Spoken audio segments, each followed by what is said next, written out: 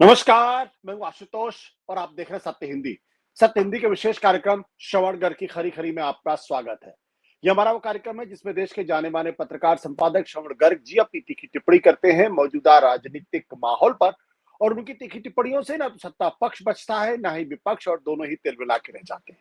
आज फिर मुखातिब होंगे श्रवण जी से और जानेंगे कि क्यों इस वक्त सोशल मीडिया के प्लेटफॉर्म पे जबरदस्त तरीके से अटकलें चल रही हैं, अफ़वाहें चल रही हैं, खबरें चल रही हैं कि अंबानी और अडानी के बीच में इस वक़्त एक बड़ी जंग चल रही है। जी हाँ, अंबानी और अडानी। देश के न केवल देश के बल्कि दुनिया के 2 बहुत ही अमीर लोग। एक वक़्त ऐसा भी था जब अंबानी और अडानी में दुनिया के सबसे अमीर आदमी बनने की होड़ थी। हिंदुस्तान में तो ज़ाहिर-सी बात है दोनों ही इस वक्त देश के 2 सबसे अमीर लोगों में से हैं, लेकिन अडानी कुछ समय के लिए दुनिया के सबसे अमीर आदमी बन गए थे। और ये सब कुछ पिछले 11 सालों में यानी नरेंद्र मोदी की सरकार आने के बाद होता हुआ दिखाई पड़ रहा है। खासतौर पर गौतम अडानी या अडानी की जो का जो खजाना है या जो कीर्ति है, वो बड़ी तेजी के साथ बढ़ता हुआ दिखाई पड़ा। राजनीतिक गलियारों में उनकी ताकत भी बहुत ज़्यादा बढ़ती हुई दिखाई पड़ रही है। अंबानी का साम्राज्य काफी पुराना है। उनके पिता धीरू भाई अंबानी ने शुरू किया था, जो मुकेश अंबानी ने जिसको काफी बड़ा कर दिया है और वो भी राजनीतिक तौर पर बहुत ही पावरफुल माने जाते हैं। और यहाँ तक लोग कहते हैं कि देश की नीतियों को भी प्रभावित करने में बहुत सक्षम है।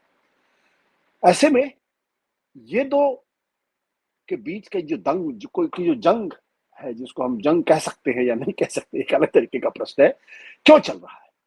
बहुत दिलचस्प होगा जानना कि आखिर श्रवण जी किस पर क्या राय और क्या इसके कुछ मायने हैं?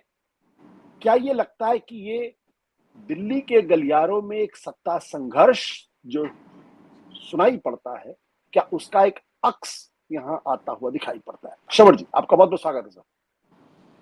देखिए आशुतोष जी, ये जो कारपोरेट की लड़ाई है आज के ज़माने की, उसके बारे में मुझे थोड़ी कम जानकारी है। मैं जब अंग्रेज़ी अखबार फाइनेंशियल डेली में काम करता था, 6 साल मैंने काम किया, तो 1900 दशक के ज़माने में 80 के दशक के ज़माने की लड़ाई का मुझे पता है। क्योंकि इंडियन एक्सप्रेस में तब काम करना पड़ता था और फाइनेंशियल डेली में जी। पर उस समय जो नाम आते थे वो पॉलिटिशियंस के आते थे इस तरह की धंधेबाजी में, क्योंकि टाटा बिरला के नाम नहीं आते थे। अदानी अंबानी के बारे में मेरा एक्सपोजर कम है, सिवाय इसके कि कोई 25 साल पहले मैंने अंबानी जी का इंटरव्यू लिया था। ये जो आपके मुकेश अंबानी है, इनका इंटरव्यू जी। और अदानी जी को मैंने 2-4 बार देखा गुजरात में जब मैं रहा, और इन दोनों को तब देखा था जब मोदी जी मुख्यमंत्री थे और एक वाइब्रेंट गुजरात हुआ था और मनमोहन सिंह प्रधानमंत्री थे। तब ये लोग खुले मंच से कह रहे थे कि नरेंद्र भाई, हम तो आपको प्रधानमंत्री पद पर देखना चाहते हैं। ये रिकॉर्डेड है, मतलब इसमें कोई छुपा हुआ है। जो पहला वाइब्रेंट गुजरात हुआ था मोदी जी के ज़माने में, उसमें इन लोगों को बोलते हुए मैंने सुना है कि मोदी नरेंद्र भाई, हम तो आपको प्रधानमंत्री चाहते हैं। तो मैंने अपना थोड़ा सा इन लोगों के बारे में वो बताया। अब मेरी जो जानकारी है आपके विषय के बारे में जी, वो उतनी ही है जितनी आपको होना चाहिए या होगी। मैं जो पढ़ा है समझा है, फर्स्ट हैंड इंफॉर्मेशन तो कारपोरेट वर्ल्ड में किसी को नहीं मिलती है, तो इसलिए मैं कोई दावा नहीं करता कि मुझे जो कह रहा हूँ वो ये जो लड़ाई चल रही है या नहीं चल रही उसके बारे में मैं कहता नहीं कि मेरा दावा सही है। इसमें जो इम्पोर्टेंट चीज़ है आशुतोष जी, वो टाइमिंग है। टाइम जिसको कहते हैं कि वो इस समय जो आपको ये चर्चा करने की ज़रूरत क्यों पड़ी, ये टाइमिंग कि सोशल मीडिया आशुतोष जी इस बात पर, इस विषय पर श्रवण गर्ग से बात क्यों कर रहे हैं? एसआईआर को लेकर पूरी संसद देखिए ठप रही और अभी भी एसआईआर को लेकर चल रहा है। राहुल गांधी की यात्रा बिहार में चल रही है और अब तो नाम लेके उन्होंने मोदी जी को वोट चोर गद्दी छोड़ के नारे लग रहे हैं वहाँ। सुप्रीम कोर्ट की चुनाव आयोग के खिलाफ भी सुनवाई चल रही है, प्रेसिडेंशियल रेफरेंस को लेकर भी सुनवाई चल रही है, कई चीजें चल रही है। संविधान संशोधन विधेयक जो आया उसको लेकर बहस चल रही है, जो मोदी जी लगे हुए हैं उसमें कि कैसे उसको इम्प्लीमेंट किया जाए। बिहार का जिक्र में अपन ने कल किया था जी। देश के उपराष्ट्रपति जो थे धनखड़ साहब, वो मिसिंग है, गायब है। देश में राजनीतिक और आर्थिक अस्थिरता है, इनस्टेबिलिटी है। बीजेपी के अध्यक्ष पद को लेकर आरएसएस का दबाव बना हुआ है और राहुल गांधी खुलेआम मोदी जी को अदानी अंबानी का मुखौटा बताते हैं। अब इसके बीच में एक आशुतोष जी कहते हैं कि भाई एक खबर चल रही है कि इन दोनों के बीच में लड़ाई चल रही है, अदानी और अंबानी, दो पूंजीपति जिनके हाथ में पूरा देश है, देश की सत्ता है। दोनों गुजराती हैं, दोनों के राजनीतिक आका भी गुजराती हैं और दोनों आका गुजराती हैं। दोनों एक ही पीएम के दाएं बाएं हाथ हैं। अभी आप ये फर्क कर सकते हैं कि दाईं तरफ कौन है, बाईं तरफ कौन है। चर्चाएं आती हैं या सुनियोजित तरीके से प्लांट की जाती है। अब ये मुद्दा है कि आज जो मैंने बताया बैकग्राउंड की, ऐसे टाइम पर इतनी चीजें चल रही है, तब उसके बीच में ये प्लांट होना या ये खबर आना कि दोनों के बीच में लड़ाई चल रही है और देश यकीन भी करने लगता है। जैसे आप चैनलों पर बहस देखें, मेन स्ट्रीम में तो नहीं आएगी क्योंकि 60% मीडिया पर अंबानी का कब्जा है और बाकी अदानी का कब्जा है, तो दोनों कैसे कहेंगे। तो यूट्यूब चैनलों पर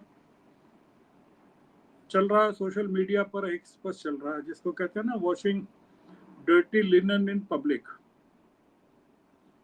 वो चल रहा है। हम जो बहस करना चाहते हैं अपनी जो बाकी टाइम बचा है उसमें, वो ये है कि क्या कोई लड़ाई मुमकिन है क्या, कि सब कुछ पॉलिटिकल एडजस्टमेंट के तहत हो रहा है। पॉलिटिकल एडजस्टमेंट के पहले हम वो 2-3 खुलासे करना चाहते हैं कि जब गंदे कपड़े धुलते हैं तो बहुत सारे गंदगी भी दिखने लगती है कि कपड़े कैसे हैं। तो जैसे एक खुलासा ये हुआ कि अंबानी साहब के पोषित, फाइनेंशियली पोषित एक फाउंडेशन है, ऑब्जर्वर रिसर्च फाउंडेशन, और जिसके अमेरिका के एग्जीक्यूटिव डायरेक्टर हमारे जयशंकर जी के बेटे ध्रुव हैं जी। अब आप बताइए, फॉरेन मिनिस्टर वो अमेरिका में फॉरेन पॉलिसी की बात कर रहा है और जो उनके बेटे ध्रुव जयशंकर हैं वो रिलायंस फंडित ORF के एग्जीक्यूटिव डायरेक्टर है, मतलब रिलायंस के लिए लॉबिंग कर रहे हैं। तो अब वो क्या बाप बेटे के जो निशाने पर कुछ अलग अलग चीजें हैं, क्योंकि जो आरोप लगा है ORF पर वो ये लगा है कि ये भारत के इंटरेस्ट के, भारत की फॉरेन पॉलिसी के हितों के और खिलाफ एक समानांतर सरकार चल रही है, ये आरोप लगा है जो ORF पर लगा है। एक रिसर्च फाउंडेशन अडानी साहब का भी है, ऐसा चर्चा में है, और उसके बारे में कहते हैं वो प्रो चाइना है। एक रिसर्च फाउंडेशन जो है, इंडिया फाउंडेशन मानते हैं उसको, और वो उसके साथ हमारे जो नेशनल सिक्योरिटी एडवाइजर डोवाल साहब हैं, उनके बेटे का नाम जुड़ा है, ऐसी चर्चाएं हैं। अब आप सोचिए कि बड़े बड़े लोगों के बेटे क्या क्या कर रहे हैं। अब ये जो आरोप लगा है कि ओआरएफ के जरिए भारत की विदेश नीति, विदेश संबंध प्रभावित किए जा रहे हैं, और अमेरिका के साथ साथ कुछ दो और देश भी जोड़ दिए, फ्रांस, रशिया, नेपाल, पर मूल रूप से जो निशाने पर है वो अमेरिका है। अब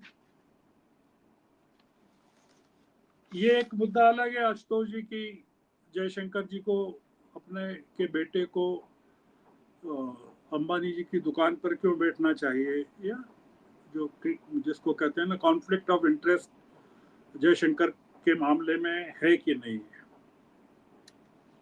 ये एक अलग पॉलिटिकल मामला है जिसको हम यहाँ बहस में नहीं लाना चाहते।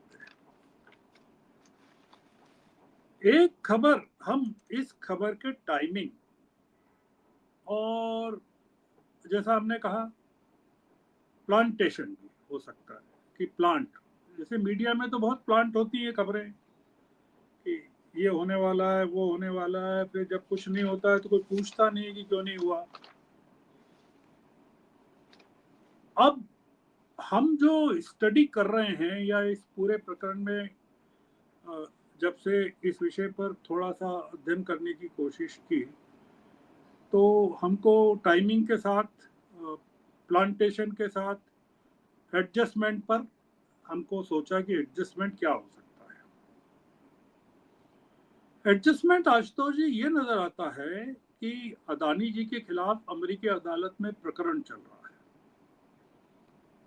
और जब तक ट्रंप के साथ संबंध अच्छे थे, अमेरिका के साथ संबंध अच्छे थे मोदी जी के, तब तक ये माना जा रहा था कि मोदी जी सेटल करवा देंगे पूरे मामले को। अब मोदी जी के अमेरिका के साथ संबंध खराब चल रहे हैं, काफी, भारत के भी खराब चल रहे हैं। हम जो इंटरप्रिटेशन कर रहे हैं वो ये है कि मोदी जी